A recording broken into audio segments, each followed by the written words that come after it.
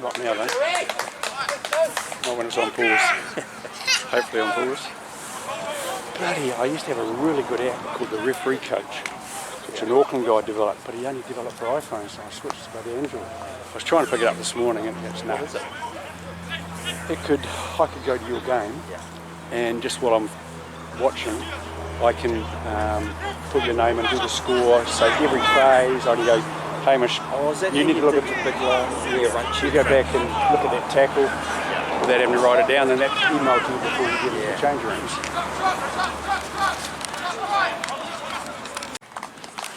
Yeah, for me, the most useful thing was being able to go.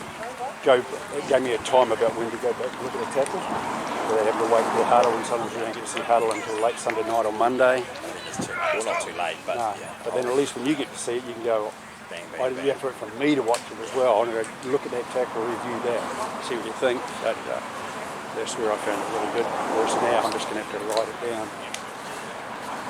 It's okay. Where's Luke? Where's he come from? Luke Cunningham. I don't know where he came from. He came a couple of years ago, I think. I watched him a couple of times. He was pretty loose last year. A little bit of potential. I don't think he does any talking. Avalon doesn't do any talking. So nothing around advantage. The players don't know what's going on. So I want to get that out of him this year. Because I think he's got a potential. Level 2.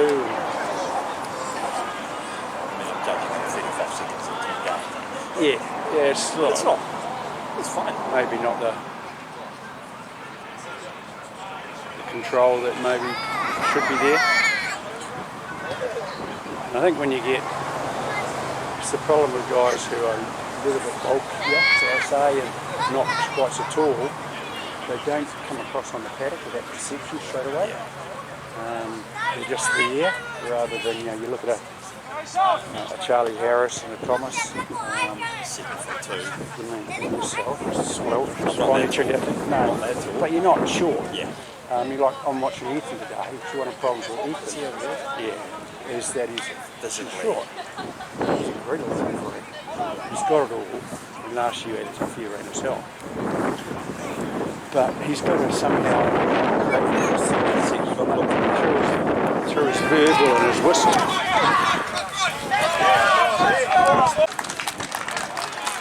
And there doesn't appear to be any verbalisation around it.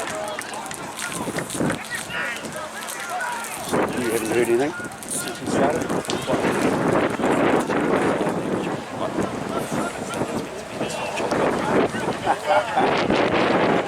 It's not. Ask for a chocolate protein bar. Oh, pink, no, that's nice. Nice touch. Kids bought it for you? They've got you beautifully, didn't they? April Fools, he would have been laughing to himself. Yeah. Well, it's not got Potters on it, has it? Potters protein bar. They just redo it and put a bit of extra wrap chocolate around it and call it their own. So he's coming up, he's setting his line, he's going like this and he's going like that to launch it down. But there's no point in pointing. Well, it's half.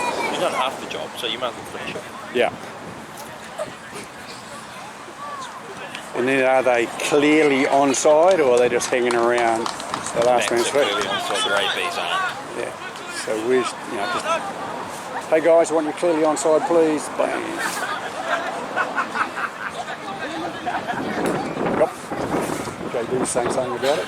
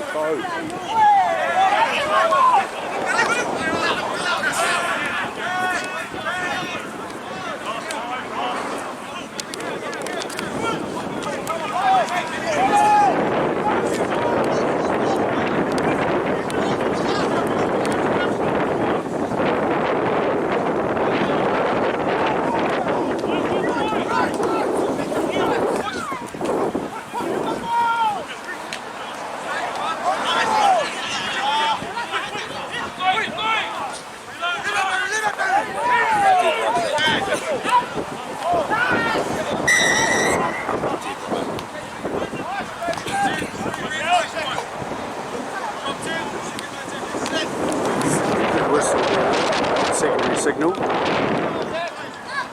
I think your verbalisation around that head high tackle can even be stronger, particularly at the early part of the game. Convey that message, make sure you're conveying that message to 30 guys, plus management on the sideline.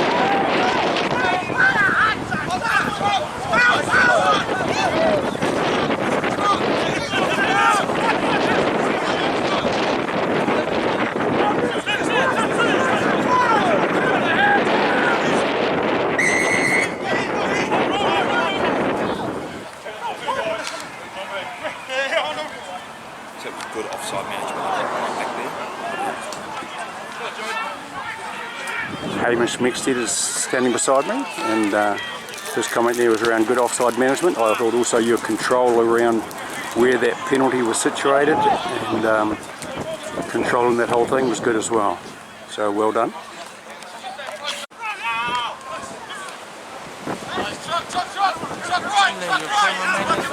Oh, I'm multi-skilled. You know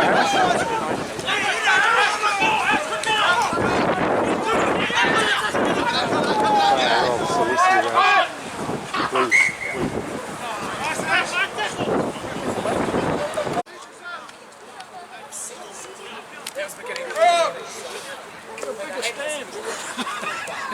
Longer legs. We were just talking about short ass referees a minute ago.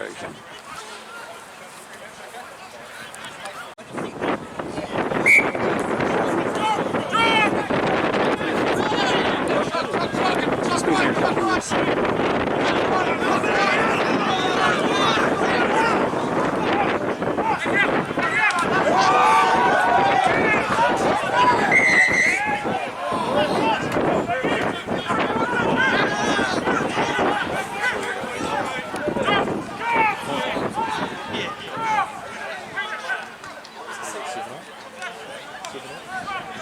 No, 5-7.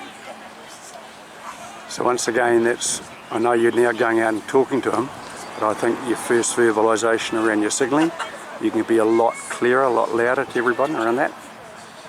Just be a little bit more emphatic, particularly around the early stages of the game.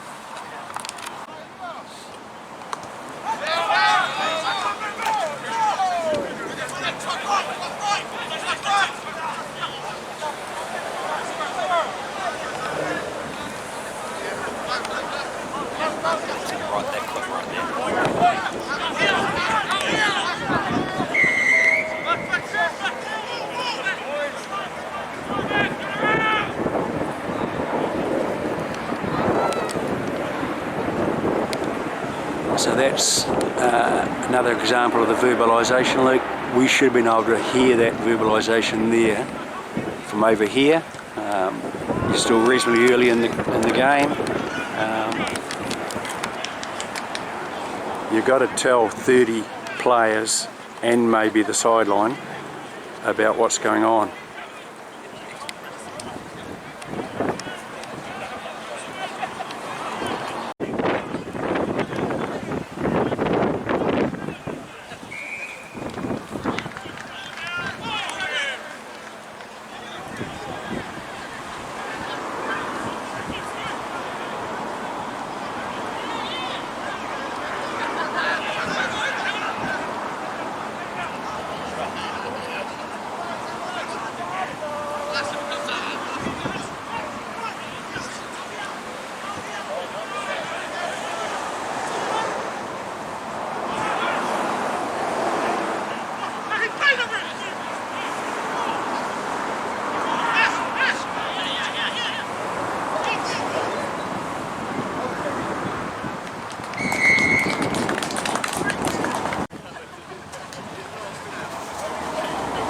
Unfortunately, Luke, I was a bit slow in filming the kickoff. I believe the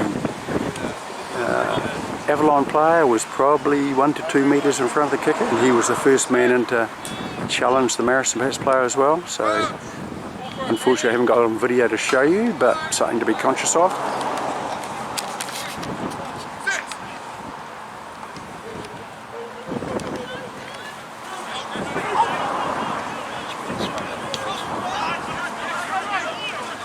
So on that scrum, I don't know if I picked it up, even though you were pointing at the Avalon backs, they took no notice of you. First of 8 particularly came up inside the 5, so you actually need to look. So maybe just a slight adjustment in your body orientation at scrum time, particularly at these kind of levels, could well help you.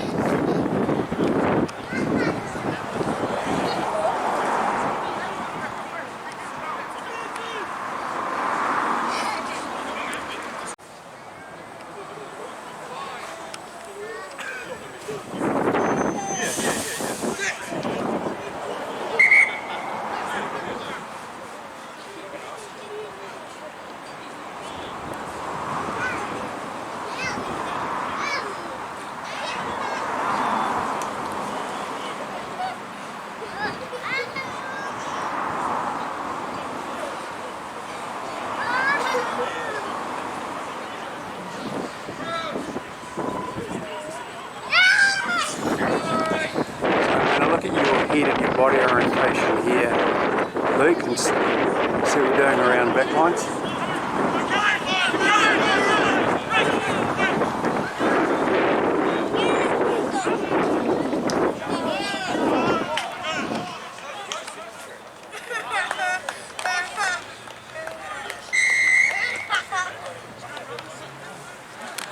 So going back to the scrum, you certainly appeared to be looking at the Avalon backline on this side of the paddock, which is the way the ball was coming.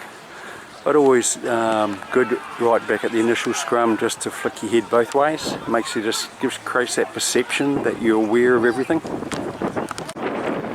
Had a bit of a break in filming Luke as I was talking to somebody. But you just had a very, very long talk with, I presume, the Maris and Pat's captain. I think it went on for far, far too long.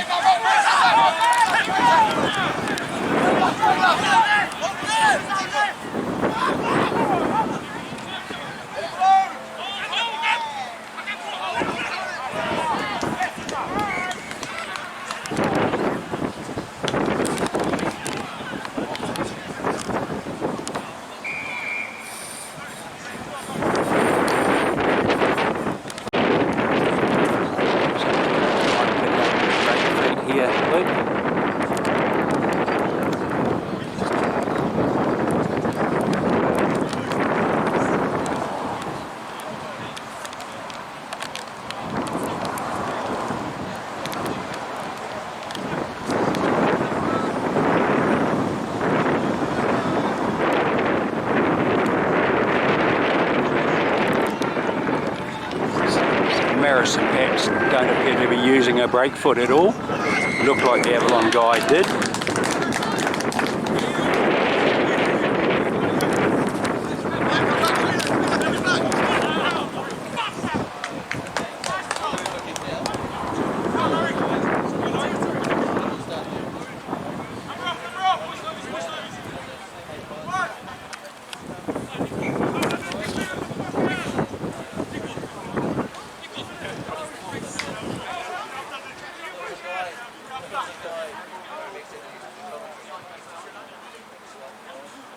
Too many of these guys are going to have to start doing my weights.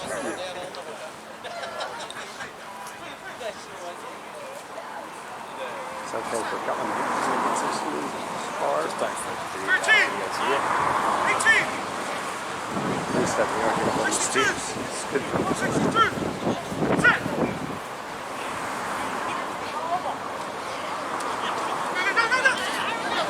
So my only issue with your positioning there, Luke, is around if Maris and Pats had won the ball off the back and had moved it quickly. Would you have been around at the first tackle in terms of your positioning, or could you have been in a different position at that line out and still seen everything you wanted to?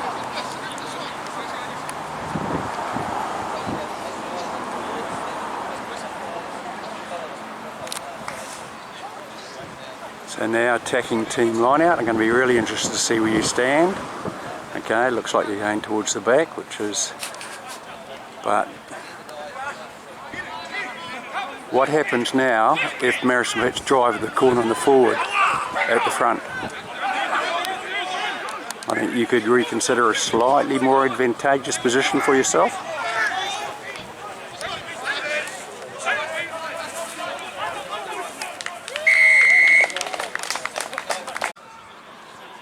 So Luke, I know that you have got 2 ARs today, but it's still quite good for you to have been more in line.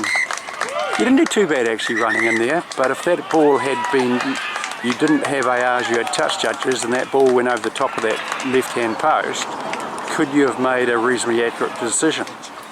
So therefore, could you have been in a slightly different positioning to start with? It's fine, I'll just get you, I'll get you the close-up if you like. Slightly more advantageous position to put yourself ball in line with the post earlier. Start of the second half.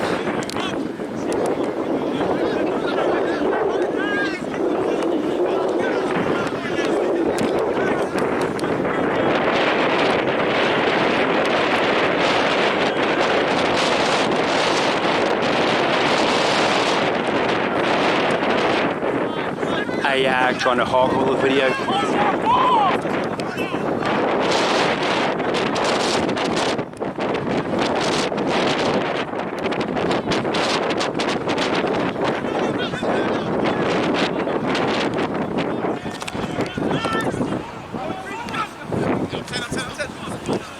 So your positioning around those tackle rucks is not bad across the board. Looks pretty good. You could be maybe clearer on the offside, that they are clearly onside, not just hanging around the onside-offside line. And you can reiterate that message and loudly, that's what your expectation is. So just around taking yourself up to the next level was around little things. And that can be one of the ones that you can tidy up and set a standard for yourself.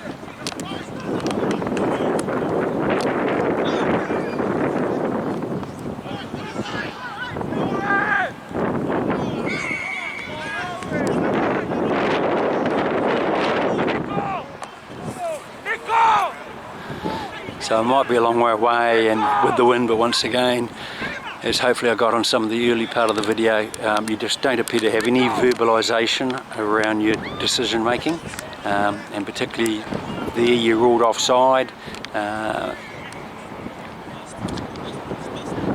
but there didn't appear to be any verbal associated with it, no reiteration of a message. That's where I think you could pick your perception of you as a referee up a lot, for the players, for the coaches, for the managers, and for the odd coach on the sideline as well.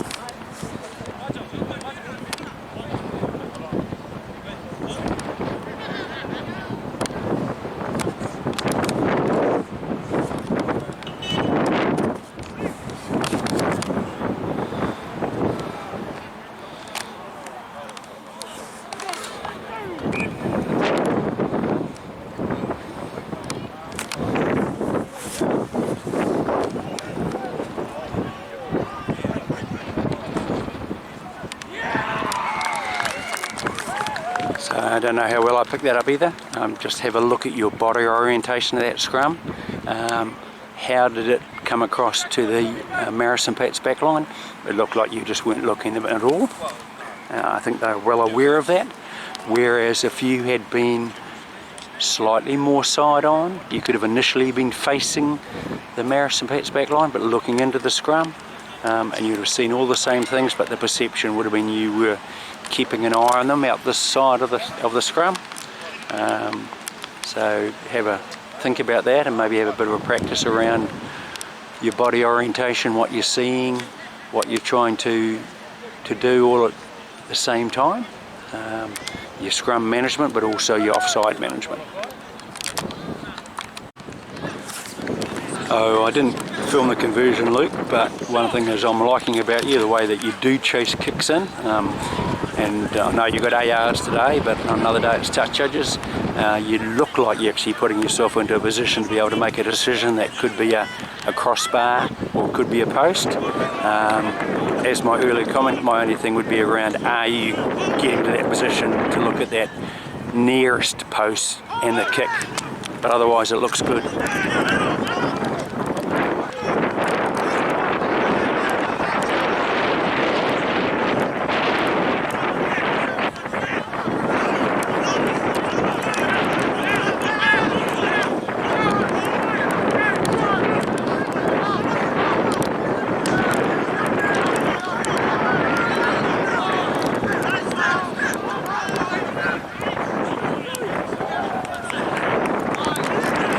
So another good signal, but how many people on that paddock are aware that you're playing advantage?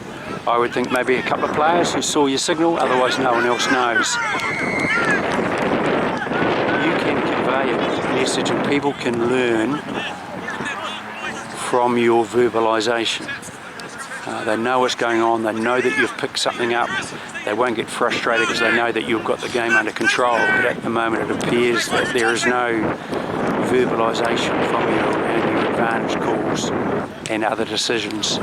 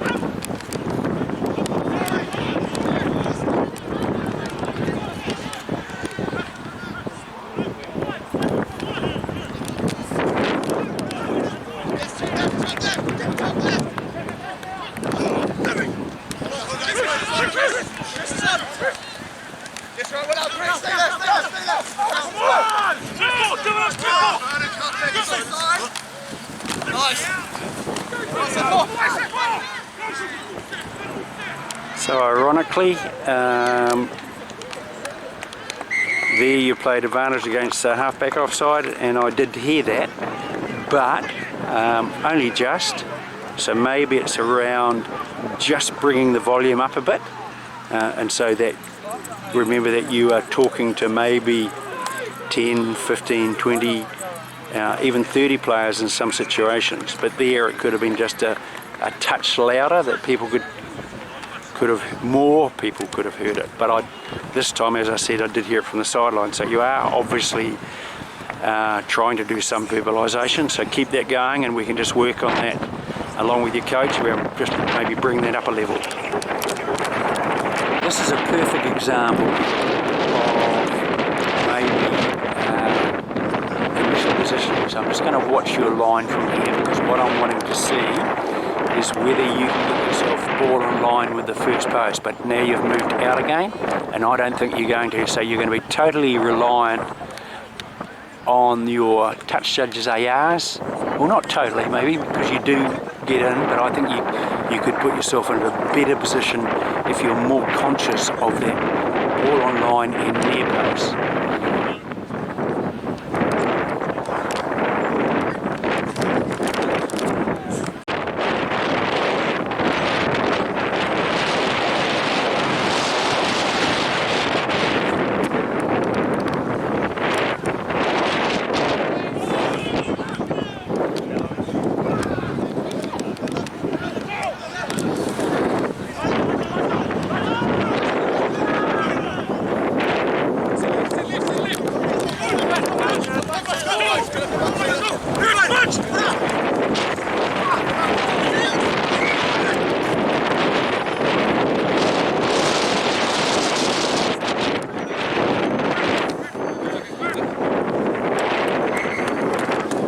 talking about little things. So it's like at kickoffs. Do you talk to the kicker about kicking behind the line, about keeping his men behind him?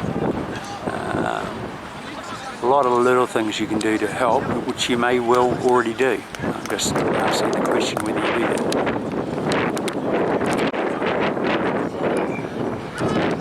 So we're going to concentrate on the break foot again here now from both sides. If I can pick them up.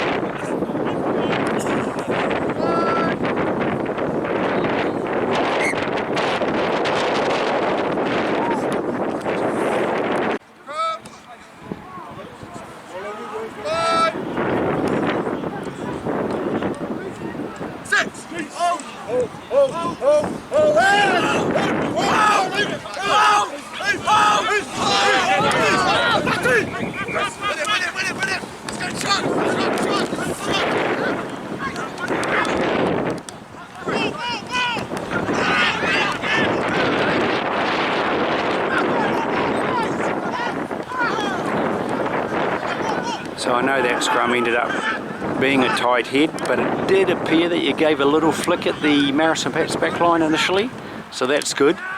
But just make sure you keep doing that.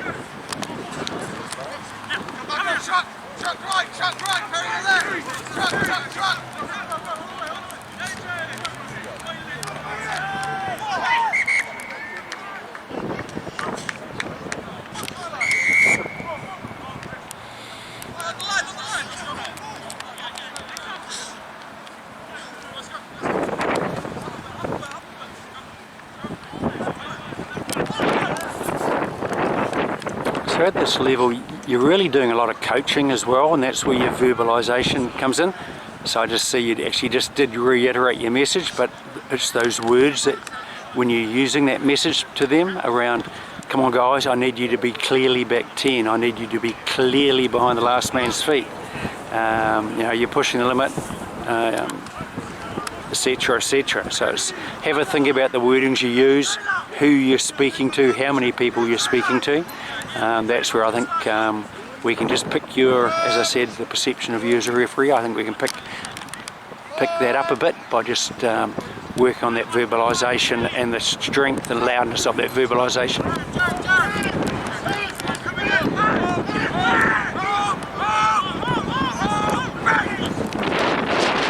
So that was some good management of the Avalon back line, particularly that first of 8, so well done.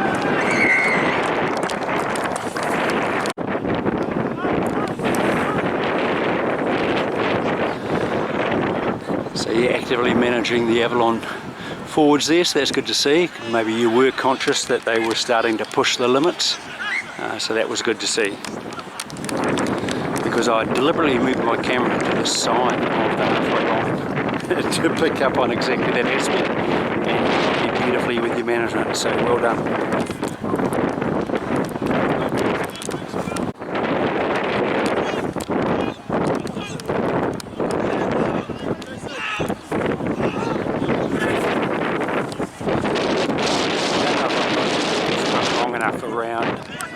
Your head.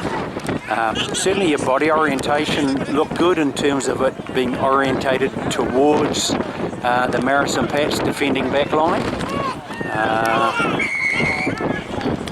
But I don't think you really looked at the MSP back line. You did that quite deliberately early on as the scrum's getting set up and you're getting to the defending back line number 10. So good deal, thank you very much. Back to the scrum management and then flicking ahead as required as the game continues. So it's around just making aspects of that a lot more obvious to the defending back line, and particularly the 10. Once again, I don't know if you talked to the 10s prior to the game around them helping you manage those offsides and making it their obligation to keep their back line back at scrums and line-outs. If you are, fantastic. If you're not, maybe it's something you could bring into your game.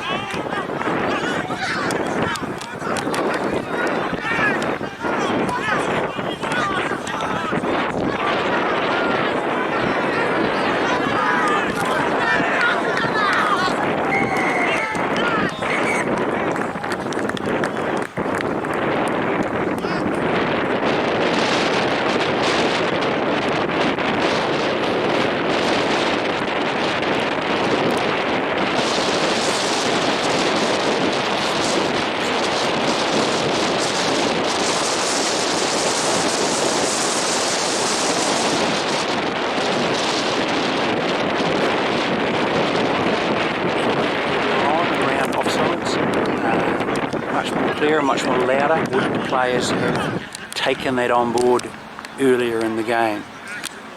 Something to think about.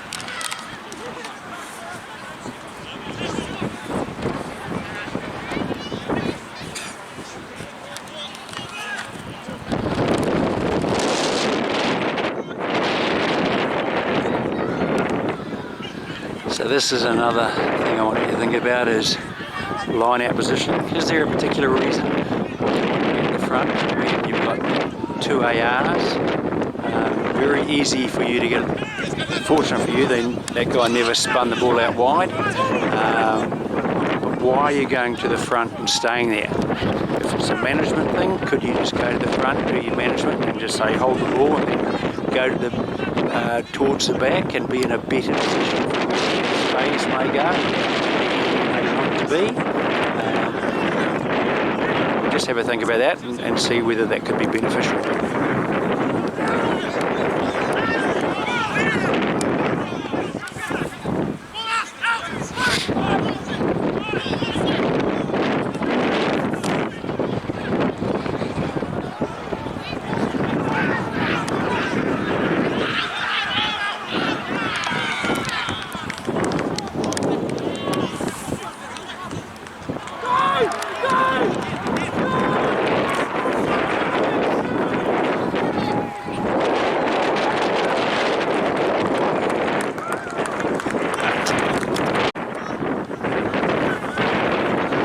So here you are at the front of the line out again.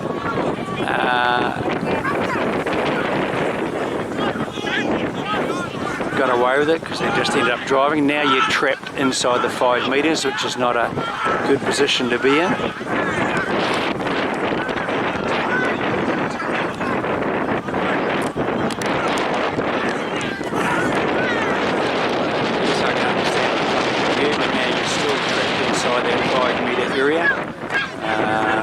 Which can be very, very dangerous.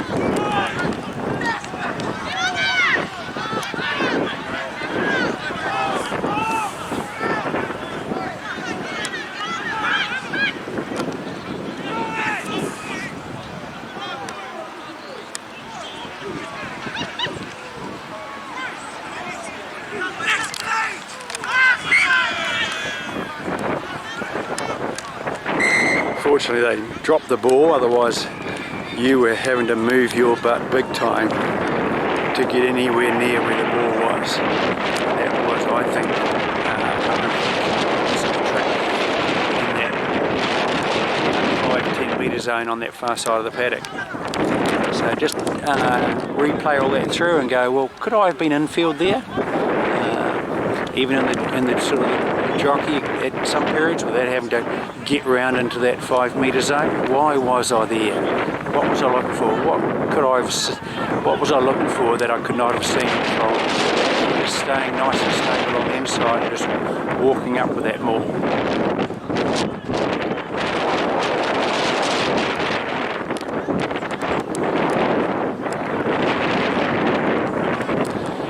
But did you end up missing anything? No, you didn't.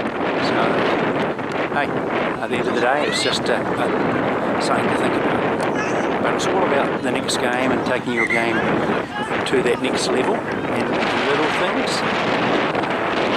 That's what it's all about, because you're basically a good referee. You've done a good game today. Your positioning is basically pretty good all round. You've got the game under control. You've got all the main things. So. Take that away from your game. Your basics are good. It's around taking you to the next level and those little things that will take you there.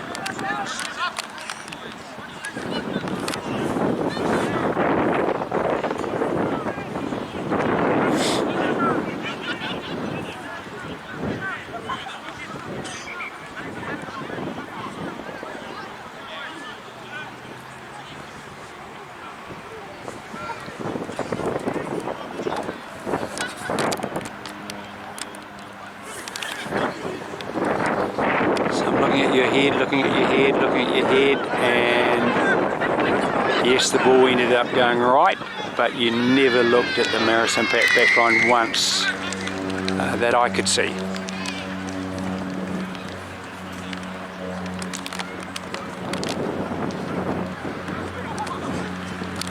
Were they offside?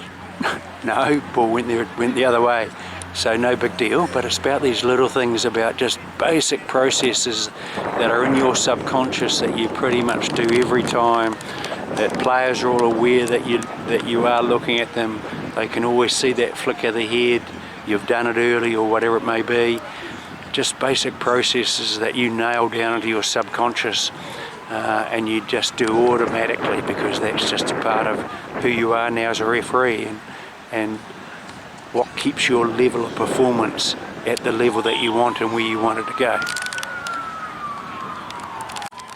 So I just stopped the filming there, but I think I got the feeling that JB pushed you back further, closer to the kicker, which is what I would prefer to see. And so that, there I reckon you got ball on line with that near post, which is what I was talking about earlier on. Now I'm wondering if that JB's talking to you about that right now. If he is, fantastic. I'll have a chat with you later and see if that's what he was talking to you about.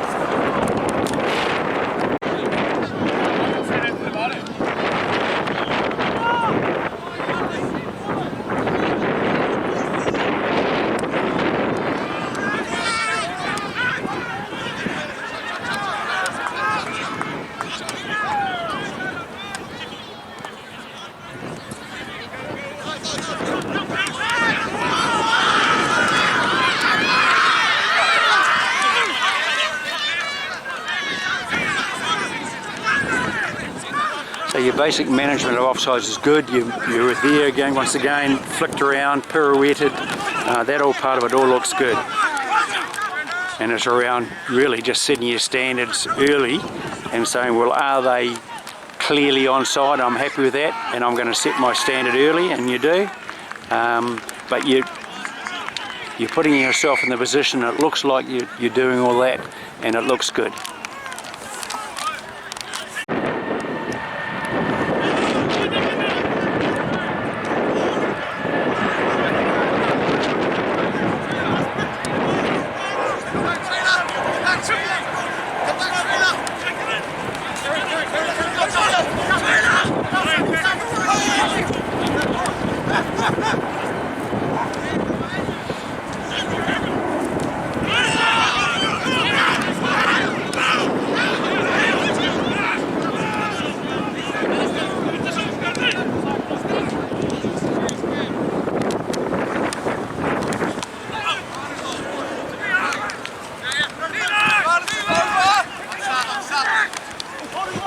So I could hear the verbalisation around that advantage. I just think that can be louder.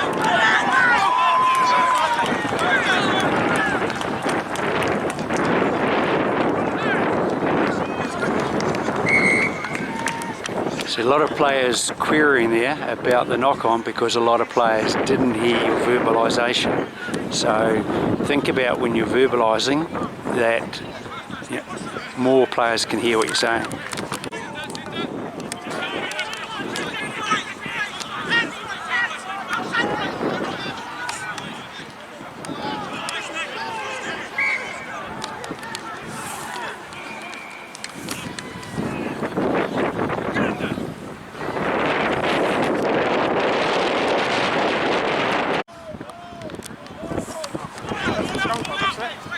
Yeah.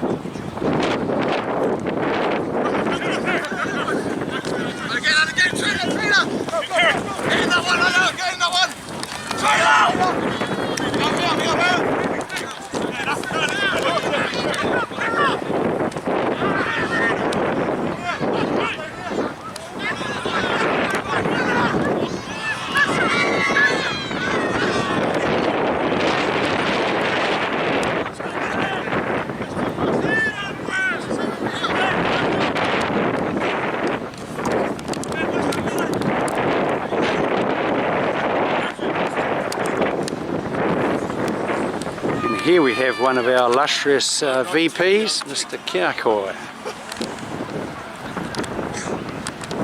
All good? I just missed that tackle turnover, Luke, that I was talking with the Rugby Union Vice President.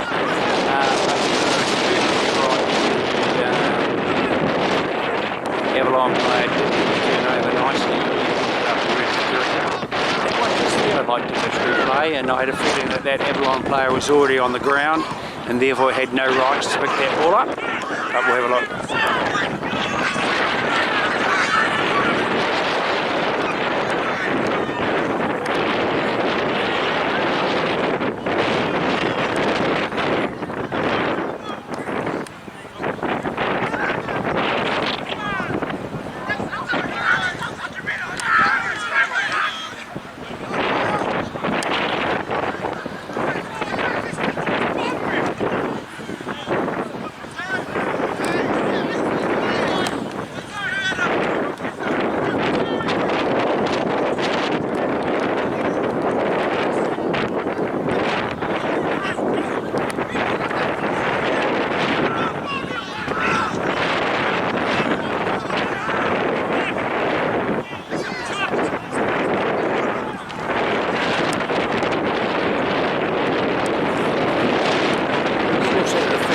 Sometimes you just get too flat, too close to the knee line. It just closes down your vision. You could just, if you gave yourself another metre, even just another metre, it would just open up that outside space for you. And then you can flatten it at the last moment, still do your pirouette. I think you can do that without impacting into the back lines and running lines. So maybe something you can have a look at around any video that I can hopefully have picked up on that. I mean, it hasn't been bad and you've been getting it, but I just think that we can maybe get you just a little bit more relaxed in terms of the perception of your viewing in those areas by just giving you slightly more room.